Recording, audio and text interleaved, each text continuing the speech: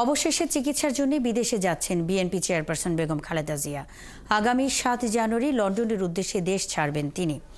দলের মহাসচিব মির্জা ফখরুল ইসলাম আলমগীর স্বাক্ষরিত বিজ্ঞপ্তি থেকে জানা গেছে, বেগম খালেদা জিয়ার সঙ্গে ৭ জন চিকিৎসক সহ ১৫ সদস্যের একটি প্রতিনিধি দল যাবেন, যার মধ্যে রয়েছেন বেগম জিয়ার ছোট ছেলে আরাফাত রহমান কোকোর স্ত্রী সৈয়দা শর্মিলা রহমান, ব্যক্তিগত চিকিৎসক ডক্টর এজএডএম জাহিদ হোসেন, ডাক্তার মোহাম্মদ এনামুল হক চৌধুরী, তাবিদ মোহাম্মদ আওয়াল, ফখরুদ্দিন মোহাম্মদ সিদ্দিক, মোহাম্মদ শাহাবুদ্দিন তালুকদার, নুরুদ্দিন আহমদ, মোহাম্মদ জাকির ইকবাল, মোহাম্মদ আল মামুন, শরীফা করিম স্বর্ণা, চেয়ারপারসনের ব্যক্তিগত কর্মকর্তা এবিএম আব্দুস সাত্তার, মোহাম্মদ মাসুদুর রহমান, এসএম পারভেজ, ফাতেমা বেগম এবং রূপা শিকদার।